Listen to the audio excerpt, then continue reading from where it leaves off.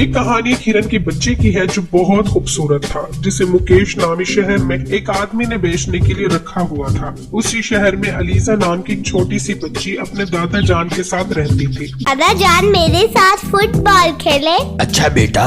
दादा जान अलीजा से बहुत प्यार करते थे और उसकी हर ख्वाहिश पूरी करते थे। एक दिन अलीजा ने अपने दादा जान से कहा, दादा जान चलो ना बाहर जानवर देखने चलते हैं। अलीजा के इसरार करने पे दादा जान बच्ची को जानवर दिखाने बाहर आ गए। दादा जान कितने सारे जानवर हैं? हाँ बेटा, बहुत सारे और बहुत प्यारे जानवर हैं। बच्ची की नजर एक हिरन पर पड़ी। हिरन का बच्चा बहुत खूबसूरत था।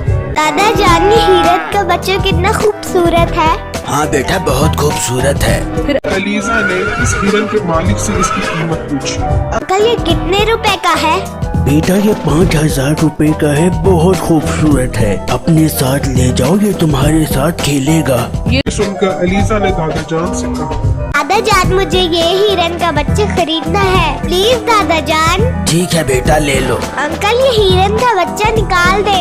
अच्छा बेटा, निकालता हूँ। दादा जान ने हिरन के मालिक को 5000 रुपए दिए और उससे हिरन का बच्चा ले लिया और अलीजा इस हिरन के बच्चे को घर ले आई। अलीजा इस हिरन के बच्चे का बहुत ख्याल रखती है और उसे वक्त पे खाना खिलाती है। अलीजा ने इस हिरन के बच्चे का एक बहुत खूबसूरत नाम रखा। आज से तुम्हारा नाम पिंकी है, मैं तुम्हें पिंकी कहा करूँगी।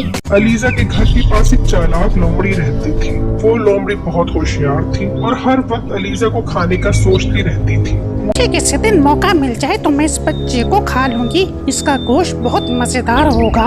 एक दिन दादा जान अलीजा के पास आए। बेटा तुम इस हिरन के बच्चे के साथ खेलो, मैं बाजार से कुछ सामान लेकर आ रहा हूँ और घर से बाहर बिल्कुल मत निकलना। ठीक है दादा जान।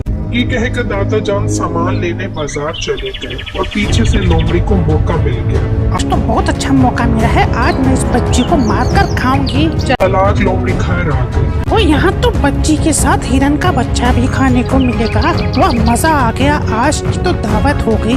ये कहकर लोमड़ी ने बच्चे पर छलांग लगाई। अलीजा जमीन पर गिर गई। ये देखकर हिरन के बच्चे ने लोमड़ी को अपने सींग मारे और लोमड़ी दूर जाकर ये इस हिरन के बच्चे में इतनी ताकत कहाँ से आ गई, मुझे यकीन नहीं आ रहा। यहाँ से चले ही जाना चाहिए, कहीं लेने के देने ही ना पड़ जाएं।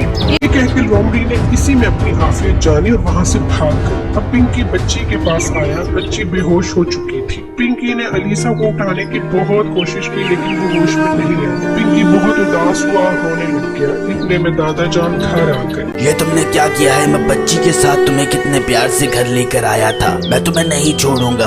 दादा जान ने डंडा उठाया और पिंकी को मारना शुरू कर दिया।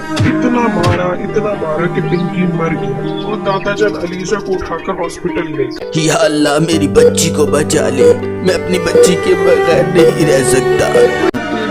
अलीजा को होश आ गई और उसने दादा जान से कहा, दादा जान पिंकी कहाँ है? बेटा पिंकी ने तुम्हें मारा है और तुम्हें इस हाल पे पहुंचा दिया है। मैंने पिंकी को मार दिया है। अलीजा उठकर बैठ गई और रोते रोते कहने लगी, दादा जान मुझे पिंकी ने नहीं मारा, बल्कि इसने मेरी जान बचाई है। एक लोमड़ी घर पे आ गई थी, उसने मुझ पे हमला कर दिया था और मुझे खाने की कोशिश कर रही थी। पिंकी ने मेरी जान बचाई और उस लोमड़ी को मार के भगा दिया। ये सुनकर दादा जान बहुत परेशान हो गए और रोने लग गए। अरे मुझसे ये क्या हो गया? मैंने ये गलती कैसे कर दी? बेटा मुझे माफ कर दो। दादा जान मुझे पिंकी चाहिए वरना मैं मर जाऊंगी। दादा जान मुझे पिंकी ला कर दे। अब दादा जान को अपनी नादानी पर बहुत अफसोस हो रहा था। इतने में बच्ची की सांसें बंद हो गई। मुझे छोड़कर मत जाओ, मैं तुम्हारे बगैर कैसे जीऊंगा? दादा जान बिल्कुल अकेले नतीजा कभी भी किसी को शक की बुनियाद पर नहीं मानना चाहिए, क्योंकि शक की बुनियाद पर हमेशा गलतफहमी पैदा होती है और नुकसान और पछतावे के सिवा कुछ नहीं मिलता। आप मुझे कमेंट बॉक्स में जरूर बताइएगा कि दादा जान को हिरन का बच्चा बनना चाहिए था।